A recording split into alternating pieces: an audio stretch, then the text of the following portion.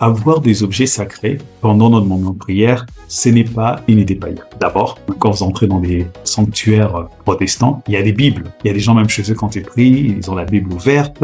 Ce sont des objets sacrés qui sont autour d'eux, mais ça ne fait pas d'eux des païens parce qu'il y a une présence d'un objet qu'on considère sacré à ses côtés. Et c'est la même chose. Je vais présenter un point qu'on trouve dans la Bible et je vous invite à lire avec moi l'histoire de Josué au chapitre 7, verset 6. On lit « Josué déchira ses vêtements et se prosterna jusqu'au soir le visage contre terre. » Jusqu'au soir nous montre la longueur du temps.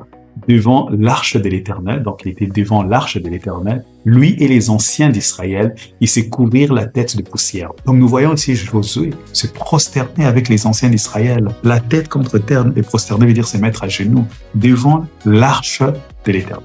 Non, certains qui se demandent, mais c'est quoi l'arche de l'Éternel, à quoi ça ressemblait? Je vais vous donner la description de Moïse. Ça, vous rentrez dans Exode, chapitre 25, quand Dieu parle à Moïse et lui dit « Je veux que tu construis l'arche. » Alors nous lisons Exode 25, 18 à 22. « Tu feras 2 chérubins d'or, tu les feras d'or battu aux 2 extrémités du propitiatoire. » Donc il y avait 2 statues d'or sur l'arche de l'Éternel. Entre ces 2 chérubins, il est clair, il dit « Je viendrai, je me rencontrerai avec toi du haut du propitiatoire. » Il précise « entre les 2 chérubins placés sur l'arche. » Il dit « C'est là que je te donnerai tous mes ordres pour les enfants d'Israël. » Ouais, il dit en fait, vous serez devant l'arche, il y a 2 statues d'or avec des ailes. Au milieu, entre les 2, il dit c'est de là où moi je te parlerai. Alors il dit quand vous viendrez me consulter, venez me consulter devant le propitiatoire entre ces 2 statues de chérubins.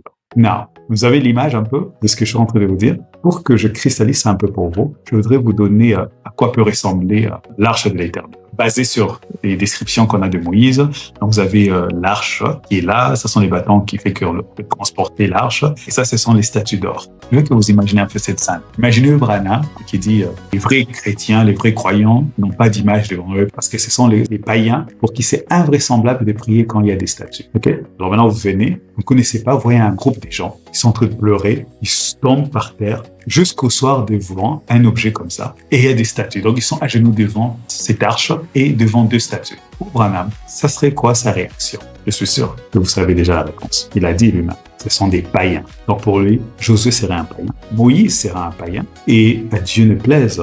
C'est Dieu qui a donné cette instruction. Pour lui, ça serait même un Dieu païen qui a ordonné à des personnes de se mettre à genoux et le chercher entre 2 statues. Voyez-vous un peu là où ça nous amène quand on ne fait pas attention à nos réflexions et à nos paroles, juste parce qu'on veut être dans la rhétorique et la polémique religieuse.